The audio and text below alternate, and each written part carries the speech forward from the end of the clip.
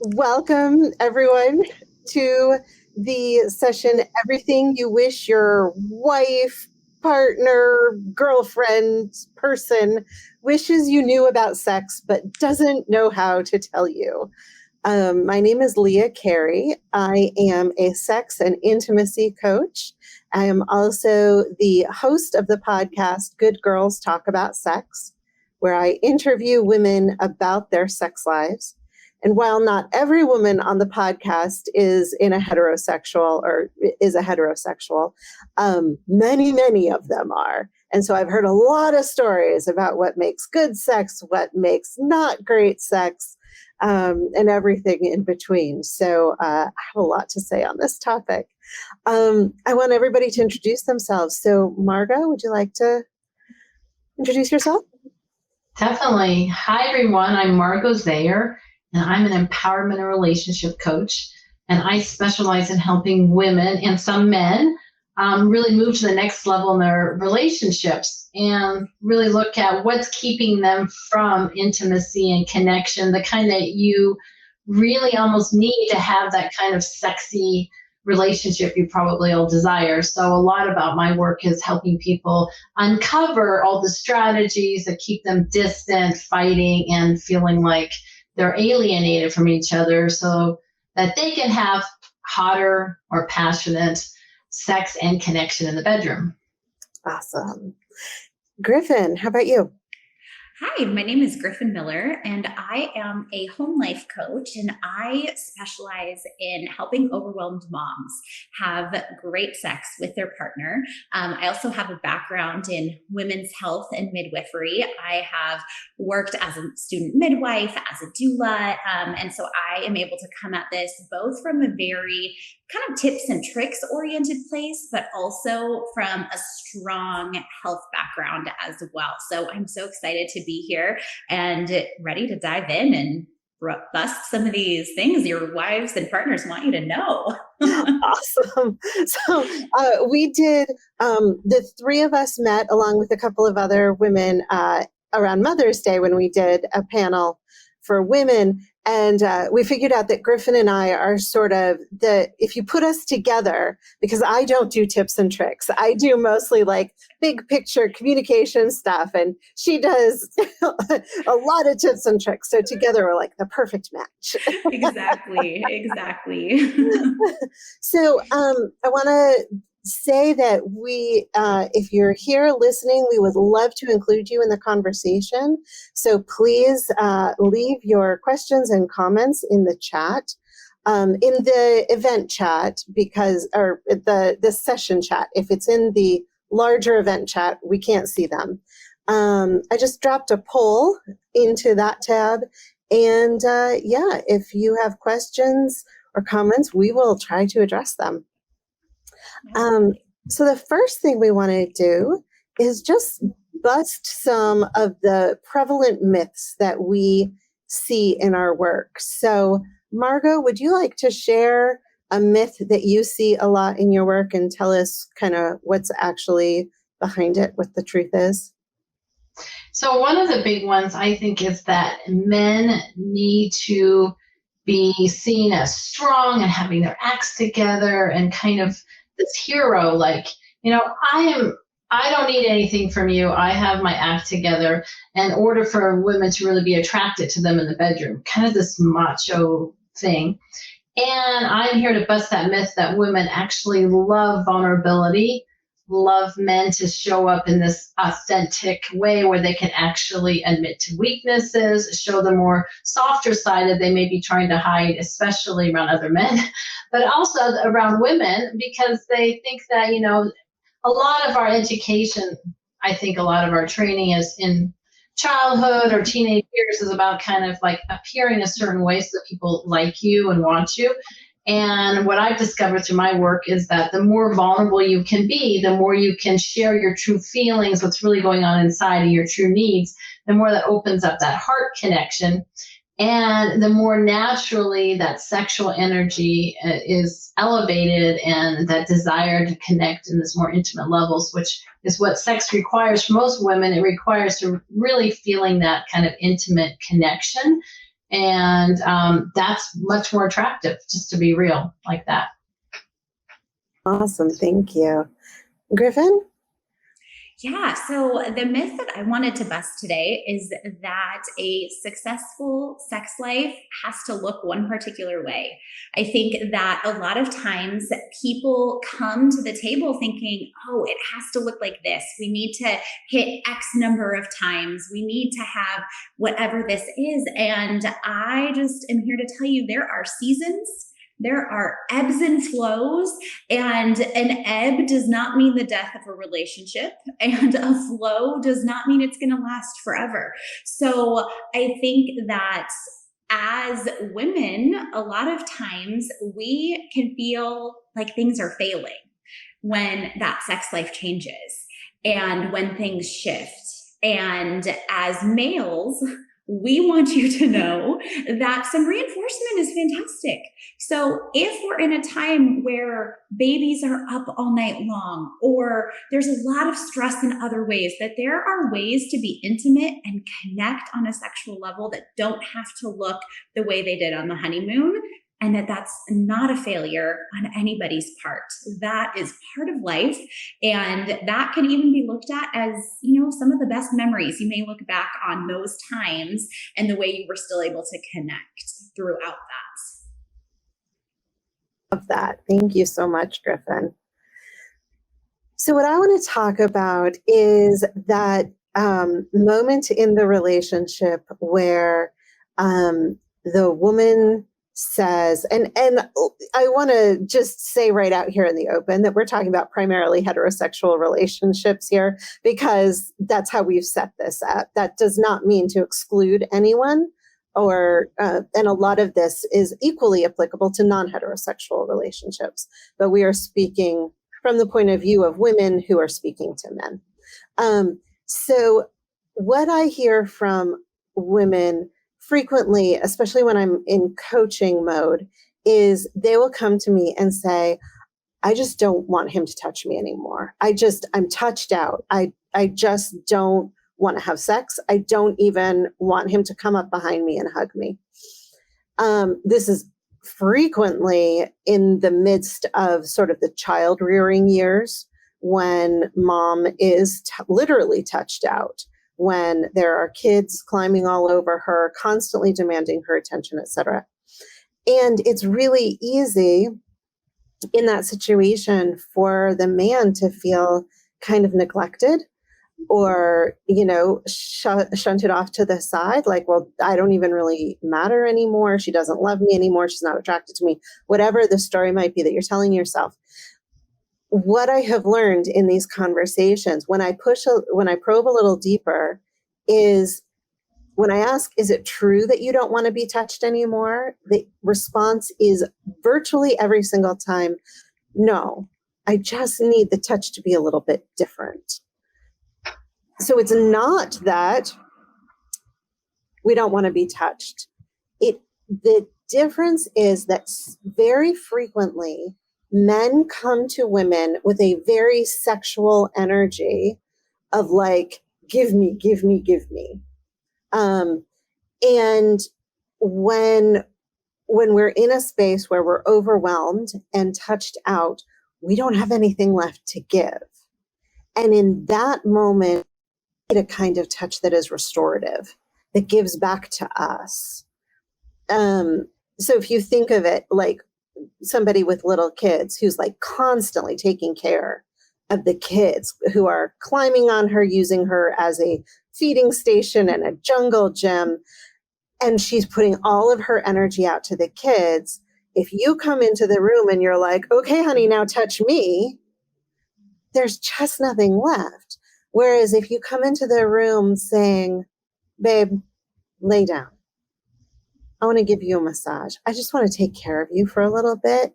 And you don't bring that sexual tension and energy into the room, she will probably welcome your touch. I can't guarantee that that is going to magically transition into sex every time, but I can tell you it will be more likely that you get your needs met by coming in with this energy than coming in with the needy, grabby, let's have sex, it's my turn energy. I think it's so important to take on this attitude of kind of curiosity and exploration, just like, hey, what is it like to touch? And I've had so much fun with my partner in the past too, just playing with, touching with different objects. Like, what does a feather feel like on your skin? And, what does fur feel like? It's just different sensations. And that, I think, brings it more into just really being more in touch with the beauty and the exploration around touch in it, so that it's not about having the sexual act. And it could lead there, but I think that that's such a beautiful offering to give a woman. It's just the pleasure of experiencing touch, whatever that means. Mm. And it can go the other way too. There may be times when she has energy left over and the man is like, I just had a really crappy day. And she has the energy to touch and to nurture. We just need to be aware that we're not always going to meet each other with the same energy levels. And I really love the work of Betty Martin. I don't know if either of you are familiar with her, but she teaches something called the Wheel of Consent, where she actually breaks it out into 4 different kinds of touch. There's touch where you give to your partner because you are enjoying the feeling of giving to your partner. And then there's receiving, which is I am receiving simply for the pleasure of receiving touch. And then there's taking, which is I'm going to touch you because I want to touch you. And then, I'm blanking on the 4th one. Giving, receiving, taking. I'm blanking on the 4th one. But there are really 4 distinct kinds of touch, of energy ways that we touch each other. And it's really helpful to pull them apart and clarify them, because then you're not constantly coming in always with that energy that says, I want to bang. Like, that is the thing that can often get difficult in a relationship. One of the things that comes up for me around this is the importance of communication with your touch. That it's really helpful to have that element, that feedback of like, oh, wow, do you like this? How does that feel on both sides of the equation, for the man and the woman, for both partners? And because one of the things that I think is also kind of a myth that's been challenging in my own personal world and some of my clients is that speaking up, is that when a woman speaks up and says, hey, that's not working for me, that there's something really wrong, and it makes you want to shut down your sexual energy. Oh my gosh, I done something wrong, I should shut everything down. When all it really means is that they're working on expressing, oh wow, this really works for me, this kind of touch or this kind of pleasure, and this doesn't work as well for me. And so to be able to have that space and that container for that kind of real communication around what happens with touch and how it makes you feel and what kind of touch you prefer and whether it's softer or harder. I think that's so important to have that space for that authentic communication. I got to go back to that in the bedroom, that the touch is a great way to start. And then you can lead into more sexual activities like actual intercourse. It's important to be able to also communicate around that. And if a woman tells you something and says, hey, that's not working for me, then it doesn't mean that there's something wrong with you. It just means that she may have a different need. Yeah, absolutely. And I would say too, to sometimes take the conversation outside of the bedroom and have the conversation with the clothes on in the light of day, with, when there's not that pressure of immediate implementation. So sometimes it is easier to completely separate the communication from the implementation. And I always recommend couples listen to podcasts. Leah is a great one, where it's almost like a book club, right? Your partner can listen to the episode, you can listen to it, then you can come together and talk about it and let someone else's words do the talking for you if it is you need a little starting point to get over that hurdle. Yeah, I love that. I always tell my clients, don't talk about it in the bedroom, because when you have your clothes off, that's when you're most vulnerable. And that is the place where you can be hurt most deeply by the least little misstep. And I wanted to go back to something you said, Margot, too, about thinking that just because somebody says, oh, that doesn't actually work for me, oh, well, the whole thing is a disaster. One of the most profound things that I have learned in terms of communication is this just one phrase, one sentence, I guess. Thank you for taking care of yourself. So that when someone says to me, say, my partner says to me, you know what, I'm not into that. Instead of going, oh, I've done something terribly wrong and I'm a monster and who will ever love me again? I try to remember to keep the focus on him and say, thank you for taking care of yourself by telling me what you need. It's not about me. It's not about me doing something terrible. It's not about me doing something wrong. It's about him needing something different in that moment. And I can be the best possible partner by paying attention to his needs. And he's just done me a great service by telling me what his needs are. So thank you for taking care of yourself and telling me what you need. Yeah, I love that, Leah. I think it's so important to have those sentences where you can really create that sense of validation, that you're validating the other person in both directions. Mm. For me, it's kind of the secret is validating. And if you receive an indication that some touch doesn't work, even outside the bedroom, to even be able to validate that and say, oh, well, that's totally okay that it doesn't work for you. Instead of being like, hey, well, that worked with like 15 of my other girlfriends. But, that's dramatic. But you know what I'm trying to say? Sometimes you don't even know what to say. When somebody says that doesn't work for me, that's like a big deal. So I love what you brought up. And also I think the validating, like, that's totally okay that it doesn't work for you and so that the person doesn't have to keep sort of defending their cause. Like, oh yeah, this is why it doesn't work for me. And that's why it doesn't work for me. It's okay that it doesn't work for you.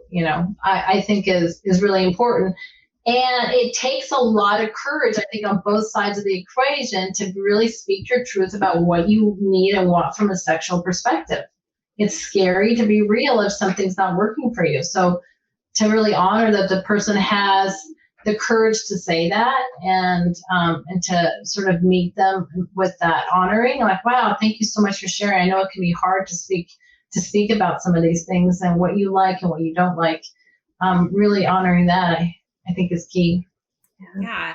An analogy that I use with clients is a plate of chocolate chip cookies. So if somebody comes to your house and you have a plate of chocolate chip cookies and you ask them, would you like a chocolate chip cookie? If they don't want one, like, I've never run in the other room sobbing and threw the cookies away and stopped baking. There's like 97 reasons. Like, maybe they're on a diet. Maybe they're allergic to chocolate. Maybe they just had a cookie. Like, there's so many things. And I never go through all of those in my head. I just say, oh, okay. So if you can kind of attach that same, oh, this isn't working for her today. Okay, this isn't working for him right now. No problem. And remove some of the emotion and really heaviness that can be attached to it and just think of it like chocolate chip cookies. And it can be a lot more fun and less pressure filled in that way. I love that. Margot, I know you wanted to sort of dive deep into how to go, let me phrase this better, how to have conversations that dive deeper into the real stuff. So you want to lead us there? Yeah, I think this can be a huge challenge if you're not used to having these kind of conversations to even initiate this. So one of the important things we've been discussing already is making sure that these conversations take place in what I call a safe container. So outside of the bedroom, one would be safe. And two, that it happens when you don't have distractions, like when the kids are in bed, or maybe you have a babysitter, and really to create this sort of sacred, special time where you can have a real heart-to-heart conversation. So creating what I call a safe container where there's not a lot of there's no interruption, where you have space and you're not feeling rushed, because the worst is that try to have a conversation where you're kind of like in between two things. So that's the first important step. The second one, of course, is to invite your partner to this conversation in a way that doesn't freak them out or scare them. Like, oh, I want to have this serious conversation with you. Like, what?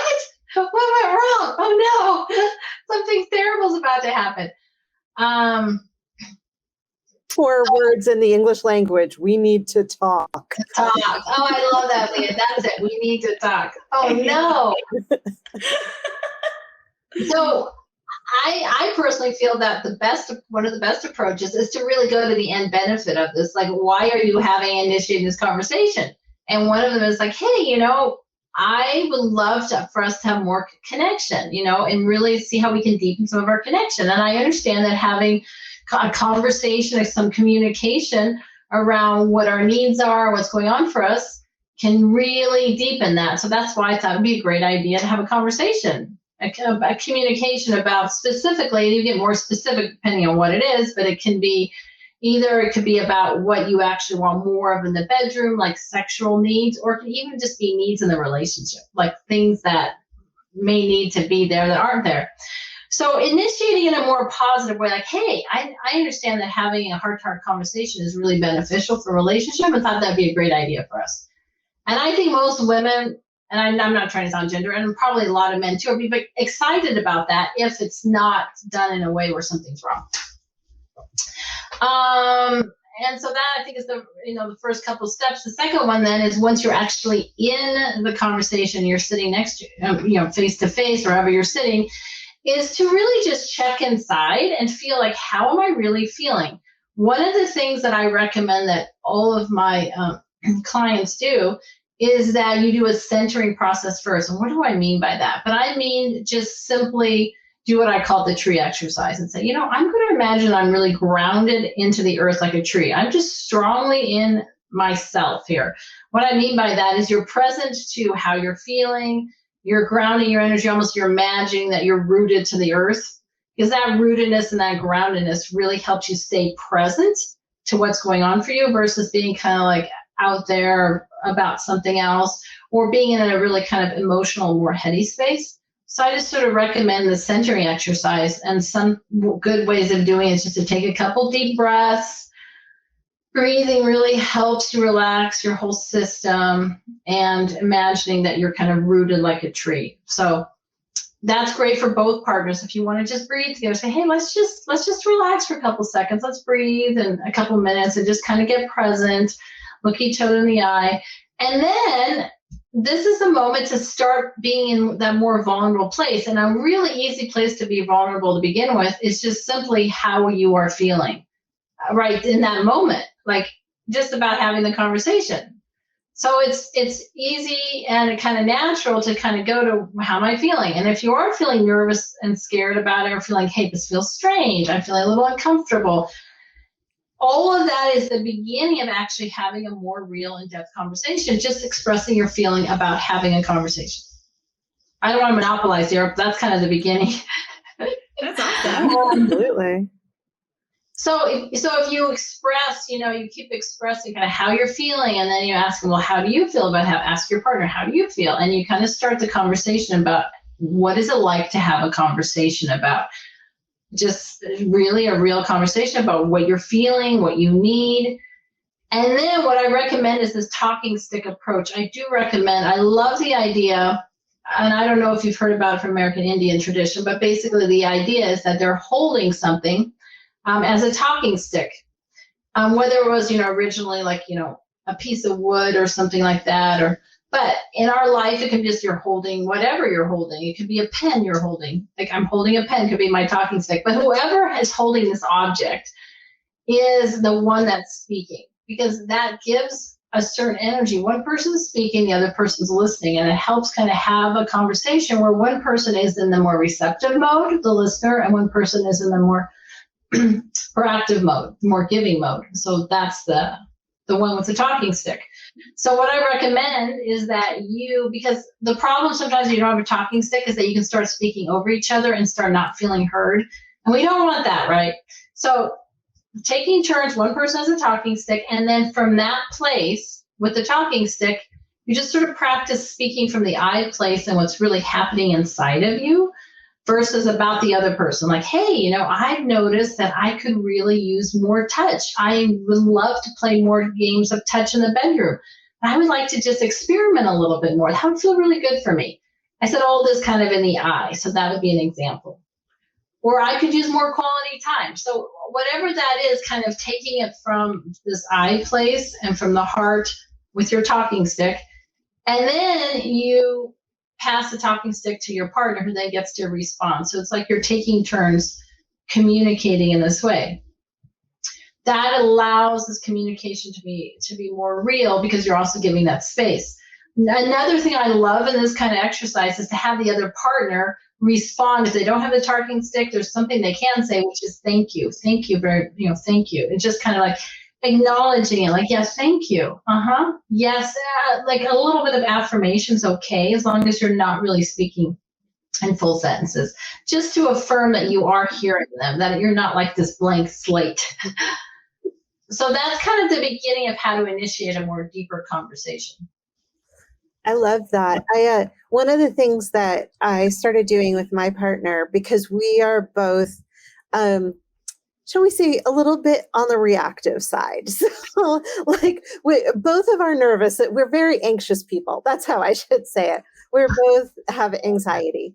And so it's very easy for one of us to say something and be like, hey, can we have a conversation later? Or even, hey, I wanted to talk, like, hey, I just wanted to talk to you about something that happened earlier. And for the other one to go, and like all thought stops, everything, it just becomes tunnel vision. And it's like, what did I do wrong? And so I instituted this thing in our relationship where I said, if I'm going to talk about something difficult, I sit down, I put my hand literally on his skin. If he doesn't have any skin showing, I will put it under his shirt so that I am giving him skin to skin contact. And I will say, do you have space right now to have some real talk? And that's the phrase. I always use the same phrase, so that if he knows now, if he doesn't hear that phrase, real talk, then either he's like creating something in his head or I'm joking, like, because sometimes we tease each other and that can be taken seriously. But if I'm actually saying something important to him that I need him to hear, I make sure that I have his attention. My hand is on his skin and I say, can we have real talk? And I wait until he gives me the signal that, yes, he is available to hear this right now. If he's not, that's okay too. And I'll say, okay, I'll come back. Like, I'll bring this up tomorrow or, tonight, whatever. And I just clarify that I am going to bring it up again, but it doesn't need to be right this moment. And that has worked really well for us. I love that. Yeah, that's excellent. One of the things about triggers, or if you're afraid of what somebody's response is, I really do think it's helpful to sort of energetically get prepared for it. So one other thought on the topic is, if you're nervous about, if something you're saying you feel could be taken the wrong way, or it could create a reaction in your partner, there's just a couple helpful tips that I use, which are to kind of prepare yourself energetically for a response that you may not like. Because the more prepared you are for this, the more you're not going to fly off the handle. You're going to be like, oh, okay, they can respond negatively. That's okay. Negatively might mean like they're a little bit angry, or maybe they're sad, or whatever that response is you're afraid of, whether it's the sadness, the anger, something. And so for what I've done a lot is just to visualize almost that I have this shield around me. Like it's not as in a mean way. It's just setting kind of a boundary, like, okay, I have a shield around me. This is who I am. This is my energy. My energy is in this bubble. This is my bubble of energy. My energy is okay. Everything I'm saying is my truth. And I almost say, like, I'm okay. I can repeat. I find a mantra like, I'm okay. I'm okay. I'm okay. I'm strong. I'm centered. Something like that. And then for me to realize that as my partner, if my partner responds in a way that I don't like, that's scary to me, that I can see, oh, that's just energy. This is my energy. And I don't get it. So I don't take it on in such a hard way. I think when we're not emotionally prepared, sometimes other people's energetic responses actually can hit us almost like you're being, punched. whoa, and then you're pushed off center, and then you can respond from this triggered place, and it doesn't create connection. It says it creates the opposite. So I think it's very important to continue to learn how to navigate these conversations so you get to those real vulnerable moments with care, and you are able to get strong in your own being, just in case, something might come at you that you're not prepared, that's scary for you, that you might have an emotional trigger response to. Yeah. I use a lot of essential oils in what I do, and I will often recommend using a blend or anything that has clove essential oil right on the solar plexus. And that can do a lot for kind of energetic protection, and pairing that with what Margot just described can be a really beautiful way to kind of work that into your routine to build up your own energy and shield from things you're not wanting to take on.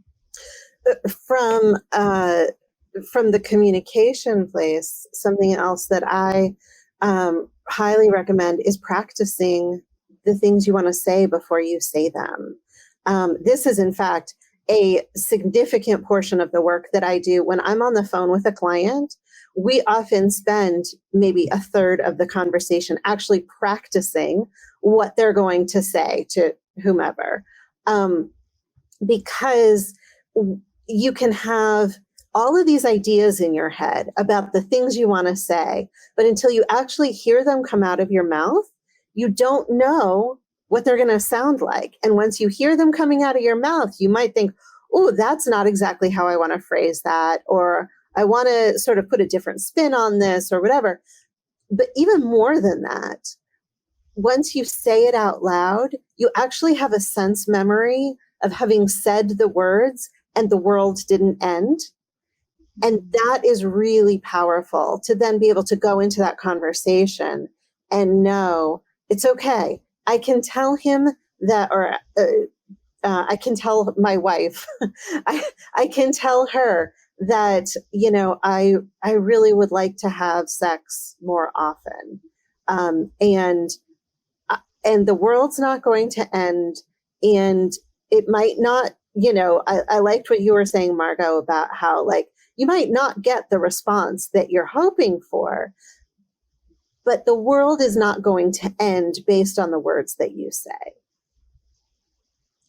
Yeah, and I think it allows you, I love this, Leah, and I also think it allows you to connect with your own emotion about it. There may be some hidden emotion that you may need to process through a bit before you can really say it to your partner in a way that can be heard.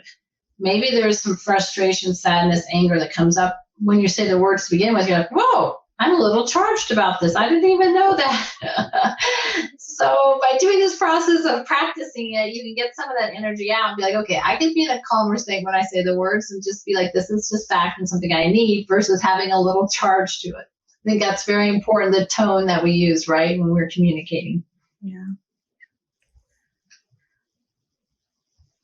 Do we want to, Griffin, do you have more you want to say about this, or should we move on to the next topic? The only thing that I would kind of piggyback off this is, I think we've done a beautiful job at talking about some of the more kind of overarching communication, and remembering that there's also some really fun, lighthearted ways to do this. And, even incorporating it as a source of foreplay, figuring out would you like this, or would you like this? Or could we try this, or could we try that? And knowing that you can balance out those types of communication, and there is that time and the place for the lighthearted, want to try this? Either or, ooh, maybe not. How about this? So I think being able to incorporate both into your relationships is a really good skill to have. I love that. So important. So what I wanted to talk about for a few minutes is how we are socialized around, how we're socialized as children. I was about to say how we're socialized around sex, but what I'm talking about is how we're socialized as children. And I know this may sound like it's this very heady thought, but it's actually, it ends up being pretty practical. As little girls, those of us who were brought up as little girls, many of the messages that, and this is going to be sort of big generalization, many of the messages that we received were about taking care of other people's needs, making sure that the dishes were taken care of, making sure that we weren't upsetting our brothers, like very much about taking care of other people's needs, not making other people upset. Sit down, keep your knees together, keep your skirt pulled down. They were very much about how we looked and how we were seen and perceived in the world. In general, we received very few messages about it being okay for us to have wants and needs, because it was so much about us taking care of everybody else's wants and needs. So as a little girl, I had no idea that I was allowed to have wants and needs. So here I am as a 10-year-old. It doesn't occur to me that this is an issue because it's just the way life is. But then I'm a 20-year-old and a 30-year-old and a 40-year-old, and I have never learned how to recognize that I have wants and needs, to acknowledge them and to verbalize them, and then to advocate for them. So like there's this entire section of sort of human behavior that I never learned. So I hear a lot of women say, I wish it would be so much easier if I were a man. Not actually true, because men or little boys also get screwed over when it comes to socialization. Because again, grand generalizations, but most little boys were socialized out of touch. By the time, little boys are just as affectionate and climbing in laps and wanting touch as little girls are. But by the time they're 7, 8, that's not really happening so much in the home anymore. And then by the time they're 10 or 11, they've kind of gotten this idea that having touch with other little boys is gay or sissy or something like that. And by the time they get to high school, they really have learned mostly that the acceptable forms of touch are either aggression on the sports field or sex. Also, the thing that we teach our little boys is that they shouldn't need to ask questions. They should know how to do things, and they should be good at it. If you're not good at it, don't do it. And just really, this is why men don't ask for directions, right? Like, I'm supposed to know how to do things and not ask for directions. So, okay, so we now have a teenager whose only touch languages are intercourse and aggression on the sports field, and who doesn't know how to ask for help. These are conditioned into us. This is not a personal failing. This is not a moral failing. These are the things that are conditioned into us by our society. So now we raise that little boy up into an adult. You put these two people in a bedroom together. You have one who does not know what her needs are or how to ask for them or advocate for them. And you have one who does not know how to ask a question about how things could be done. These two people have no idea how to communicate in the bedroom. So if you're struggling with communication, regardless of your gender, if you're struggling with communication in the bedroom, the first thing I want you to know is that this is not a fault thing. This is we have not been prepared for this. We have not learned how to do this, which is unfortunate, but it also means that you are not failing. You are not the problem. There are some skills you can learn, and in not very long period of time, you can suddenly, your sex life can be transformed by learning a few basic communication skills, regardless of your gender, regardless of what what you come in the door with. Obviously, there's trauma. There's all sorts of other things that can impact this. But if your communication is the primary problem, that can be dealt with. And I really want to help us to remove shame around not being able to talk to each other, believing we're not supposed to talk to each other. I'm not supposed to ask. I'm not supposed to ask for what I want. I'm not supposed to ask how to do what they want. Okay, that was a lot of talking. Margot, Griffin, thoughts? No, I think it's, I mean, I have an 11-year-old daughter and an 8-year-old son. So as you're talking, I'm sitting here like thinking about conscious choices that we've made in not that we're done, but in the process of raising them so far, even things as simple from the time my kids were little, I told them, if you don't want to hug somebody, you don't have to hug them. That it is not their right to hug you. And so I do think that those of you that are coming and watching this workshop as parents, there's a lot of wisdom in what Leah just said and what you can do to set your kids up for success. And I know as parents, we don't want to think about our kids ever having sex. It's never going to happen. But if we can come at this from a place where that communication starts really early on. I was just telling somebody, I've been watching Gilmore Girls with my 11-year-old daughter. And I don't remember there being so much sex in Gilmore Girls, but guys, there's a lot of sex in Gilmore Girls. But as a result, my 11-year-old just asks me every question she has. And that lets me be the one to answer her questions instead of Google or another 11-year-old. And I'm kind of taking your conversation and turning it in a different direction. I apologize for kind of steering us away. But I do think, I know not everybody here is a parent, but there are ways to make it easier for the next generation.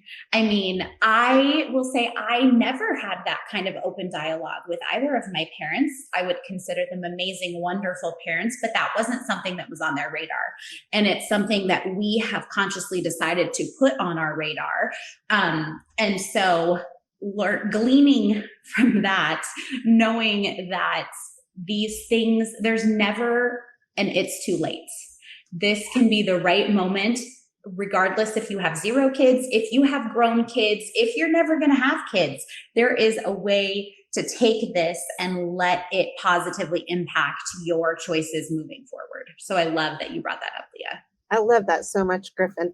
I want to do a quick tech check. Griffin and Margot, can you see each other? Yes. Okay, great. Both of you went black on my screen, so I'm just going to assume everything's fine. You're looking better. You too. Margaret, did you have anything you wanted to add? Yes, Leah, I love what you just brought up here about our socialization, and I think that it goes to this point that we are taught that it's weak on each side. It's weak if you ask a question, you should know all. Like there's this weird omniscience. I don't understand how that could happen. It's almost silly when you think about it. And then on the other side, okay, the man should really know everything. Like it has actually gone, I think, to that level that if I say what my need is and it's not what they're thinking, then something's wrong. We're not really in love. He doesn't really get me. Like there's all this meaning we make about this is what comes up for me. And so we need to be good girls, good guys, and play this game of okay, of course he knows everything. Real love will prevail. They'll understand me. They'll get me. I never have to communicate a need. It's this weird thing. It's almost like we've watched too many movies. And many of the movies, there's not a lot of real discourse in the movies, right? Oh, hey, I need this. This does not happen in the movie. So we just think it's this amazing thing and this goes back to one of the myths for me, is if we don't have this sort of amazing sexual experience together without communication, any communication at all, ever about our sex needs or wants or desires, then something's wrong in the relationship. It's this unrealistic, Hollywood vision of what, relationship and sex is about, this true love thing. So I think the socialization is actually really deep on a lot of levels. Yeah. Yeah, I love that. This is really weird. I can't see either of you, so I don't know, Griffin, if you have more you want to say. No, that's perfect. I mean, I would say a little bit like Margot brought up movies, and gosh, movies and TV give us a lot of messages that, we're not even aware of. Some of them are very obvious. I mean, let's just quickly glaze over 50 Shades of Grey and how many messed up relationships resulted out of that. But I think some of them are not so blatant. And we even shows that we watch as children where, the princess is rescued from the tower and things that we kind of set these expectations of, yep, he's going to know all the things. And I just need to sit back and wait. So knowing that, you don't have to sit back and wait. It doesn't make you less of a woman. It doesn't make him less of a man. There are lots of ways that we can come to the table and bring our own unique gifts and end up with an amazing sex life, regardless of what has happened in the past. Yeah. Yeah. And so speaking to the men who are listening to this, one of the greatest gifts that you can give to a partner is to say, what would you like? And then once she it may be very, very difficult for her to tell you because she's not used to being asked the question. But once she tells you what she wants, to say, okay, will you teach me how to do that for you? So that you're not making an assumption about what she wants. You're actually like getting from her exactly what she wants so that you can do exactly that thing. You'll be amazed at, Griffin, you're back on my screen. Oh, hello. You'll be amazed at what a difference that can make to your sex life to simply ask the question. And as Margot was saying earlier, be curious, really be curious about, instead of making assumptions. Yeah. And I think that has applications outside of the bedroom too.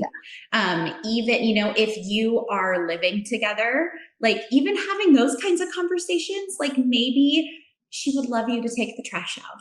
I don't know. That's very simple, but I think that as women, we can let a lot of things creep in to sex that actually have nothing to do with sex. And that's a whole nother conversation on how we can deal with that. But I think sometimes, there's all these other things that come into play that, it could be fixed by a simple question, like, can I take the trash out for you? Or, whatever it might be. I think it works across all platforms. Yeah. Yeah, I love that. The question, Leah, like really, how can you show me how to, make your, work with your need or what you really want. And also I do think it's applicable to like everything. There's just this general energy for a lot of women that they actually aren't getting their needs met. The general energy is like, oh my gosh, like it's all like, why do I have to take care of everything? Why is it all about like, I have to do everything. I'm not getting, so there's this general sense of somehow not getting one's needs met that I think a lot of women relate to. Like there's just this frustration, like what about me? What about me? Especially if they have kids, right? What about me? Because the kids' needs and everything. And so I think it's such a great gift to really support the women in your life, men, and about, hey, what is it you actually need? That question is such a deep, amazing question to actually be asked. And how can I fulfill that need? It's so simple, but I think it will open up a lot of doors for you. So we have about 10 minutes left. And I know that we each came in prepared with something that we wanted to, like a takeaway that we want to give you so that you can implement it in your bedroom tonight. Oh, Margot, you're back. That's so weird. Right. So these are takeaways, things that hopefully you can use immediately in your bedroom. So Margot, would you like to start us off? Well, we spoke a lot about my takeaway, which was really giving your partner the gift of an intimate conversation and really kind of saying, so, hey, sweetie, I'd love to have a little bit of an intimate conversation with you, just for us to be real and share a little bit from the heart, because I know it would benefit our relationship. and making it feel light. So I really like the idea of trying to bring lightness into it. Like, hey, I think this would be really fun and cool for us to do.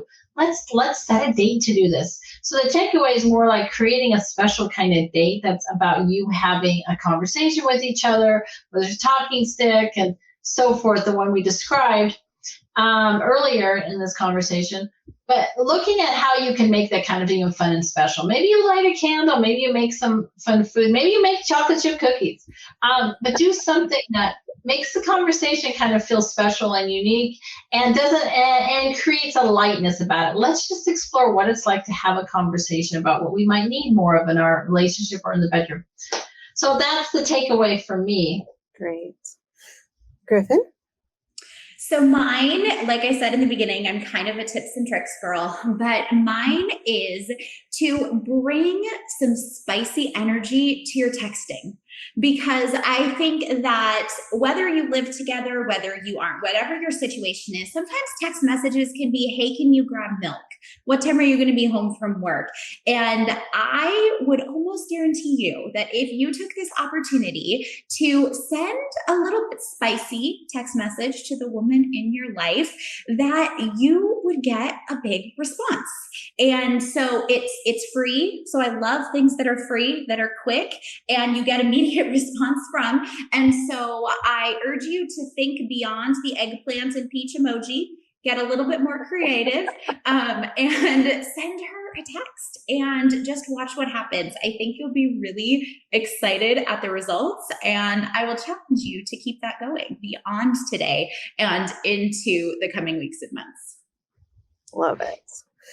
So mine is, I'm going to put a link into the chat and also tell you what it is. So for people who are listening on replay, mine is a yes, no, maybe list. And you can get that at leahcarey.com/yes, no.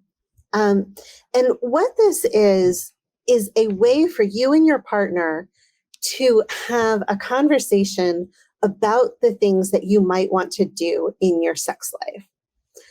And the way it's set up is each one of you download the list, you print out 2 copies. Each one of you takes a copy and you go through and you check off for each activity. So maybe it's, cuddling. Maybe it's sex from behind. Maybe it's, it goes all over the place. Maybe it's showering together. Maybe it's spanking.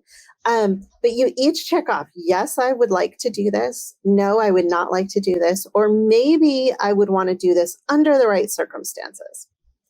Once you've both filled it out separately, you can come back together and have conversation, compare your lists. I recommend that you really focus on where your yeses match up rather than getting caught up in the, oh, this is this thing I really, really want, and my partner says no to it. Really focus on the places where your yeses match and play in those areas for a while. Over time, as you sink more into the space of trust and really connecting on the things you both want to do, you may find that some of your maybes turn into yeses. And so then you have another avenue of play. And it is entirely possible, because all of our sexual needs grow and change over time, that no's will eventually turn into yeses and yeses will eventually turn into no's.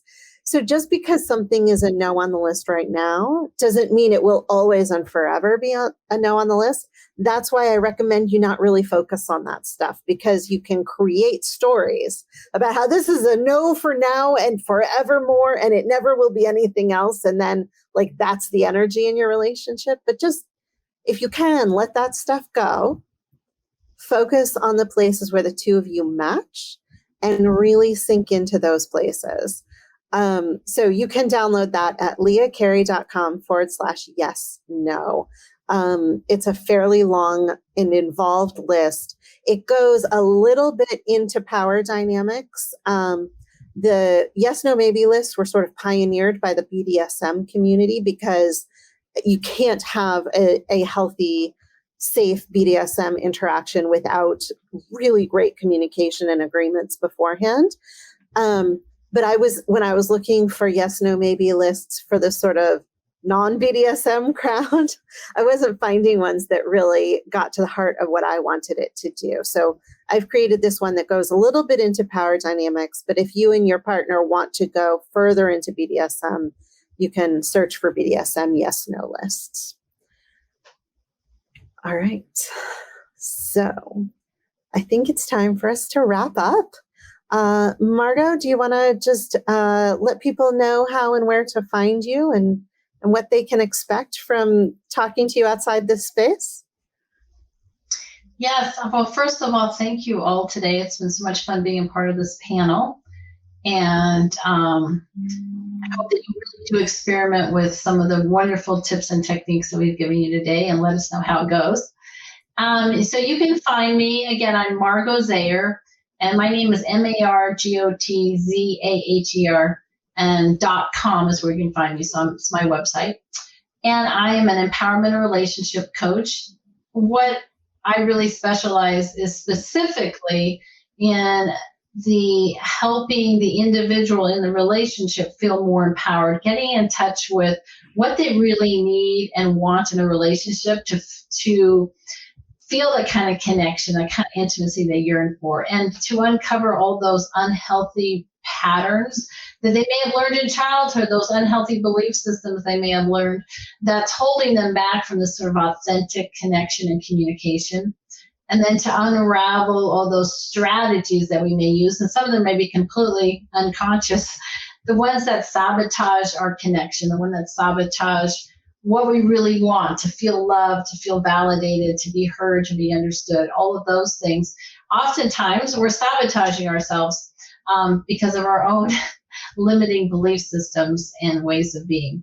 So that's what I do with people. I help unravel all that so they can feel more empowered. So you can find me on my website at margotzaher.com. I also have, since we have a little bit of time, I have a book called The Golden Cage from Entrapment to Empowerment, which is also about helping people get out of what I call relationship cages and places where they're really stuck. And that's on Amazon.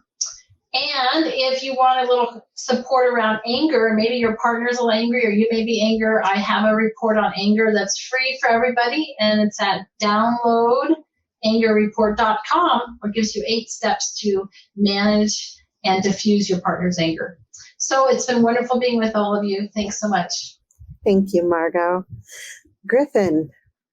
All right. Well, thank you guys again. This has been an awesome hour. My name is Griffin Miller, and I can be found on Instagram at Essential Griffin. And I do a lot of tips and tricks there. So I share date nights at home, how to date your partner without hiring a babysitter, all sorts of fun things that you can put into play almost immediately. A lot of what I put out is directed towards the women in your life. So feel free to pass on my information to them.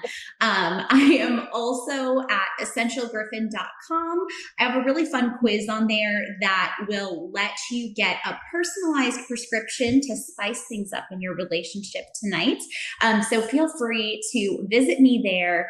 Send the women in your life my way. I would love to chat with them. And thank you guys again for taking the time to learn a little bit today in the middle of the week. I know it's takes some effort, and we're glad you guys have all been here with us.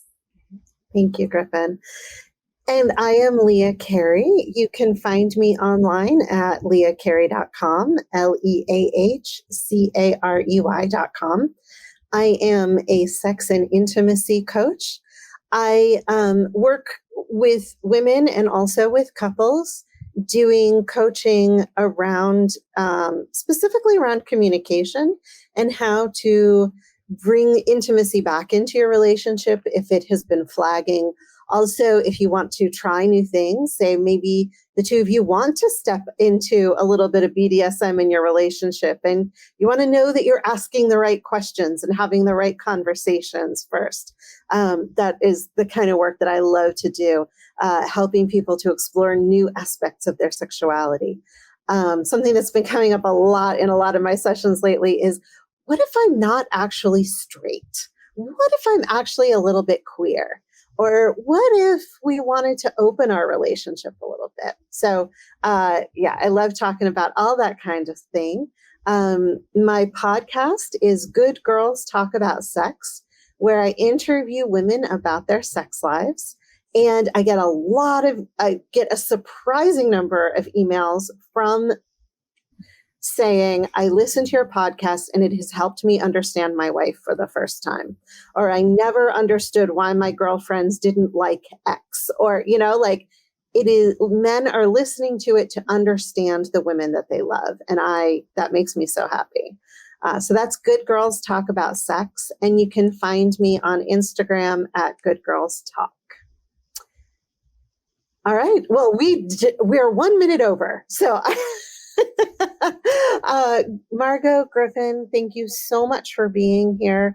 Thank you to the Amplifying Her Voice in the State of Women Institute for hosting this session. And please be in touch with any of us. Thank you all for being here. Please be in touch with any of us if we can support you further. Thanks, Leah. I appreciate it. Thanks. Bye. Thank you. Bye.